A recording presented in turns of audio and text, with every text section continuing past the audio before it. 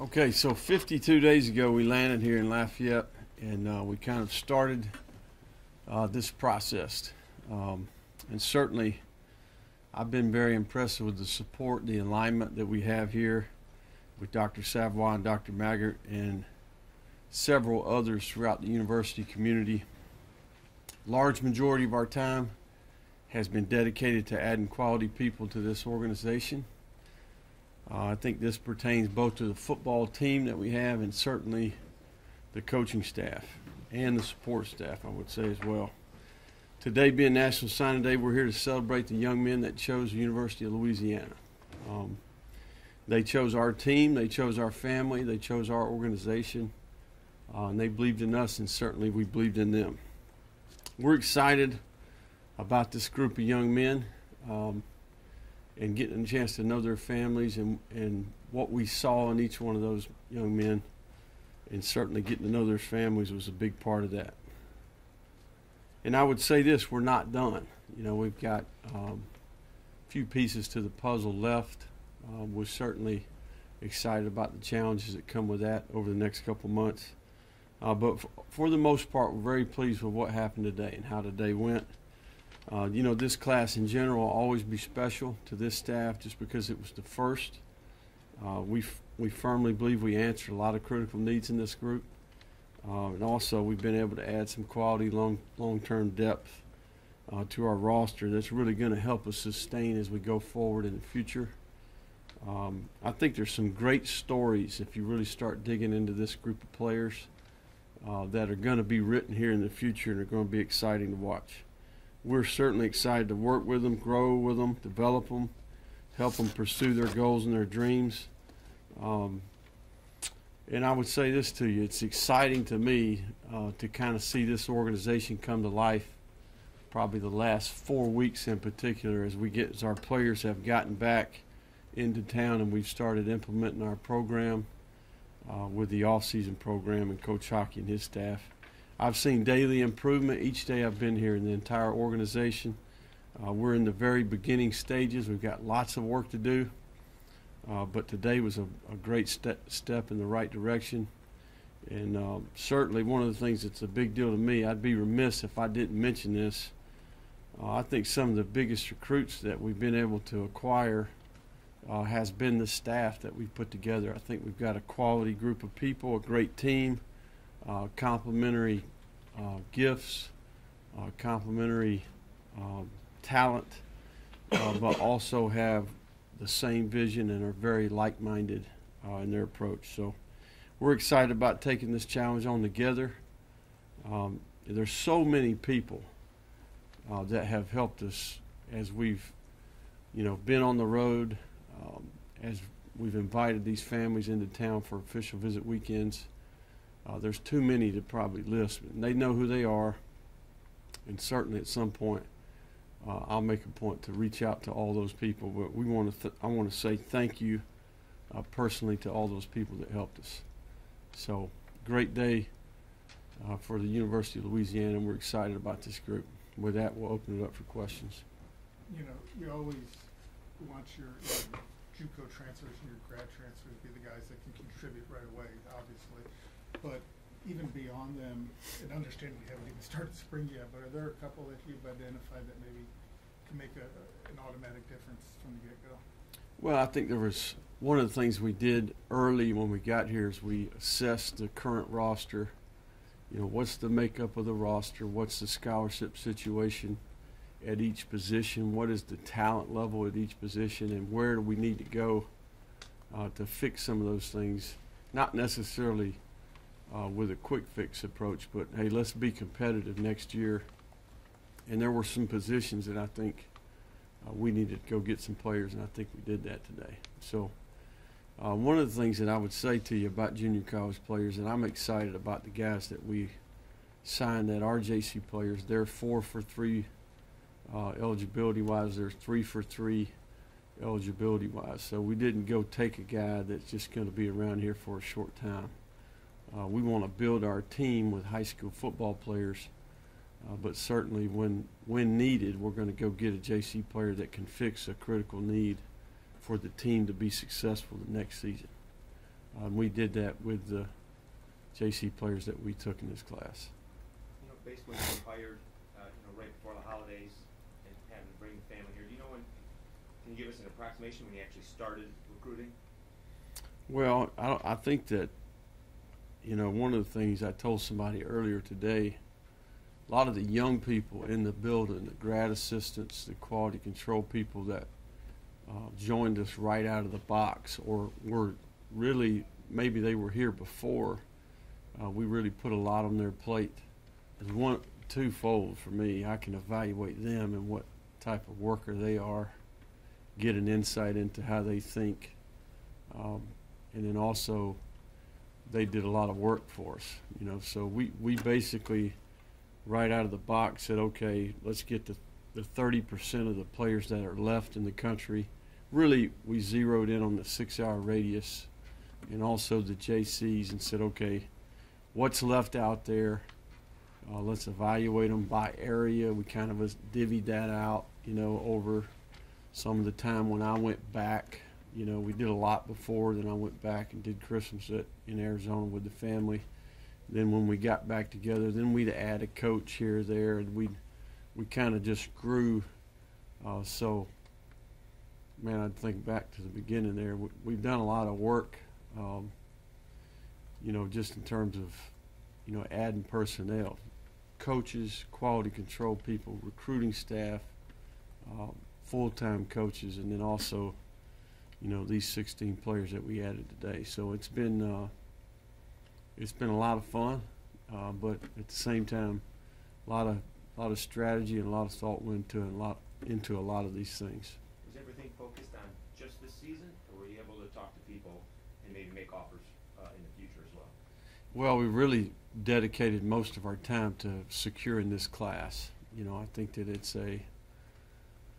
the strategy here, I think, is a little bit different than maybe it is some other places, just relative to getting out and starting early and all that. I think that really you've got to take into account who you are and who you want to be, and how the recruiting food chain necessarily how does that work relative to the signing day. So we focused on this class. We'll start working on the 19 group when we get back after a break on the 15th.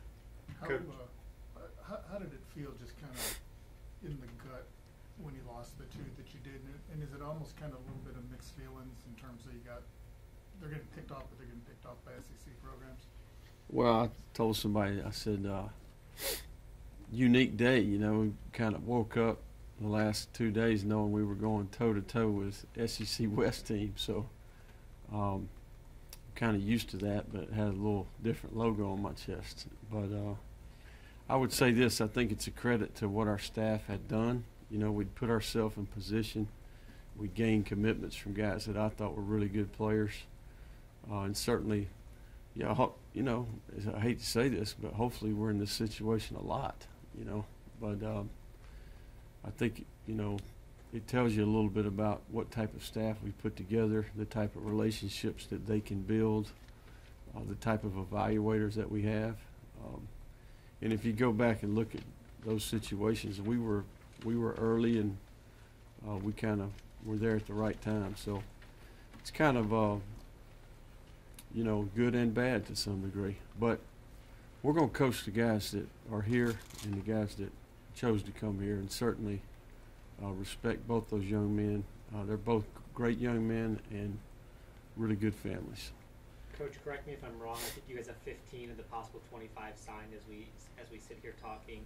Do you anticipate any more names coming across today, and will you seek to fill out the next 10 spots and get up to a 25-man class before the season? Well, we're actually at 16, and we only had 18 initials. Okay, so 7 of the 25 initials were used previously, so we were capped at 18. So I think we'll take there's lots of strategies as to how we can use the 2 initials that are left over. Certainly we'll look at all the avenues to use those 2 initials, whether that's to, my philosophy in the very beginning was to save a couple and keep a couple in the back pocket. We had some really good players committed, that ended up going elsewhere. So that being said, we're kind of where we thought we wanted to be. So I'm excited to see who's left out there and what we can do to get good players. Coach, no quarterback coach in this class, and coming in as late as you did, I think that's understandable. But does that say something about the level of confidence you have in the guys that are on campus already? Well, I think we've got 6 quarterbacks on scholarship, which is really more than you'd like to have. You know, typically we'd like to have 4 or 5 guys, and typically we'd like to take at least 1 quarterback a year. But relative to the needs that we had and the number of initials that we had left, felt like the better thing to do would be just to coach the guys that we have. And certainly, you know, we made 25 play profile tapes on every player on our returning team and evaluated what we had. And I certainly think we've got quarterbacks that can play winning football here, and I'm excited to work with those guys and coach those guys. Coach, you mentioned need. Do you feel like with the 16, you've taken care of the need, or in the 2 would be more line up later for whatever? No, I mean, I think that we answered a lot of the critical needs, but at the same time, you know, some of those that got away, heck, you know, it is what it is. You love to have them, right?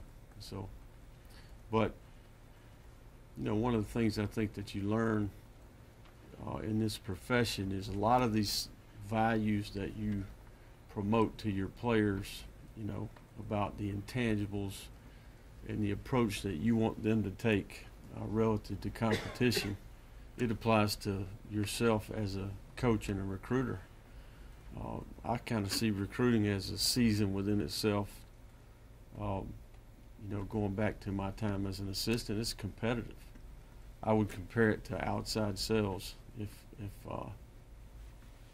you know, it's similar to that to some degree. It's as cutthroat of a competition as there is in athletics. So I think we've got to respond to adversity. We got to be resilient. We've got to continue to give good effort and be disciplined in our approach. Be tough-minded, and when things do go array to some degree, we've got to respond the right way and keep working. You mentioned the 50 or so days you've been here at UL. What was the biggest challenge on the recruiting trail with having such a small window to get a whole class together? Those were the challenges. So you answered the question for me. Short amount of time, 30% of the talent was left. Not to mention that you're basically a one-man team until you add another, and then you add another. So you're short-handed. Didn't necessarily have relationships with this pool of players to some degree, and then got a short window. So all those things were the issues. But I'll say this, and we talked about it as a staff, you know, if we could just go back 18 months and say, hey, if we got that guy, would we be happy? And all these young men that are on this list, we'd be happy with them. So I think it's a little bit of a lesson to be learned in general about what should the strategy and approach be at a place like this. Coach, how big of an impact is it to be coming in late like you did, and then have the new rule where you have the early descent? You keep talking about 30%, which is the reality of how big of an impact did that, as opposed to any other year that you would have taken this job with? Well, I mean, it's a totally different ballgame. I mean, there's obviously, I mean, it is what it is. I mean, there's 30% of the talent pools left over. But like I just said, we're excited about the group we got. I think even if we started from the beginning, we'd be pleased with the players that signed today. What's your just general philosophy on blue shirting, especially with the restrictions being a little bit tighter? Well, we'd like to avoid those situations as much as possible. You know, you really like to have more initials than you do scholarships to give. You know, for a couple of years here, we're going to be on the reverse of that math problem. You know, we're going to have, you know, like, for example, even after this class, we're going to be nowhere near 85, if that makes sense. So in a perfect scenario, you go into each class and you have more initials than you do scholarships. Then you're always on the right end of the math problem. We're on the flip side of that. So we've got to get that in place, and you do that by sustaining, and you do that by preventing attrition. You know, you want to keep the players that you sign here, develop them, graduate them, you know, and certainly, you know, being able to sign mid-year guys will change that strategy. So we're going to try to avoid that, in my opinion, in the future. Cordova and Johnson, both Acadiana kids. Is that a focus on how you plan to recruit and get some kids who are from, you know, within 45 minutes even? Yeah, we're going to go to every high school this spring. We're going to evaluate every potential prospect in this state. You know, next week when we start on the 15th, we're not even going to worry about anything except for the Louisiana kids until we get done evaluating that pool. Then we'll move to kind of the bordering regions that can be important to us. So proximity would, you know, research would tell you proximity helps your ability to last, you know, your chances for success. I think it only makes sense for a place like this where there's tremendous pride in this place, and certainly it's going to help fill that stadium out there. If there's over time, there's a certain level of pride that's associated with playing at this place for this university in this state. So it certainly will be a big part of our strategy going forward, and we did a good job of that relative to what was left in this class. Coach, I know so much of your job involves delegation, not only on the field but in recruiting. How comfortable do you feel delegating to, especially Tim Leger as your coordinator? Well, I think probably what was new to me was not getting to go back every week. You know, maybe you meet the young man for the first time when he comes on the visit, or you go see him one time, you get that one opportunity. I'm sitting here saying to myself, my experience in the past would be I can get that guy, you know, but can't go back every week, you know. So that was probably one of the biggest struggles for me. But certainly what you learn is that it's important that you have staff that can go out there and build relationships and understands the game and understands what's important to recruit and to sign players. So we're fortunate that I think we've put together a great team in that regard. And certainly there's a lot of people that are new here. Ryan Treshell, Katie Turner, Josh Thompson. We've got several quality control people that work in recruiting. And they did a masterful job of getting a little bit better every week. So without a question, there's delegation that goes with all of this. And we've put people in place that I think are talented and can do a great job for us. You mentioned the JC kids. You said one was a 4-3 and one's a 3-3. Mm-hmm. Manac is the... Manac is 3 for 3. Is it 3 for 3? Which is the 4 for 3? Lorenzo McCaskill. McCaskill, okay, thank you. So Lumpkin's a regular, yeah, 2 years Lumpkin's 3 for 3. Oh, okay, so all 3 of them are. Yes. Thank you. And that was a big part of that decision for each one of those guys, knowing that they're going to be here a while. In particular, Lorenzo is here now, Johnny's here now, so those guys are really 3.5-year guys, 4.5, you know, basically 3.5-year guys, which is huge. You know, really the only guy that's going to show up in May, and we anticipate him being here in May is Chauncey. Or actually, just one other, specifically on the grad transfers, what do you expect contribution-wise from those two right away? Well, we expect for them to compete and earn every snap that they're going to play here. Every player on this team has got a clean slate. It's going to be a very competitive environment, and they're going to get what they earn. So their contribution will be relative to how ready they are to do their job and if they're the best player to do their job. So, and that goes for everybody that walks in this building every day. So, but they wouldn't be here if we didn't feel like that they could help our football team. Anything else? Thanks, Coach. If you got something else, we're good. We can answer more if you got something else. Everybody good? We're not that smart. Yeah. Thanks, guys. Appreciate it. Coach.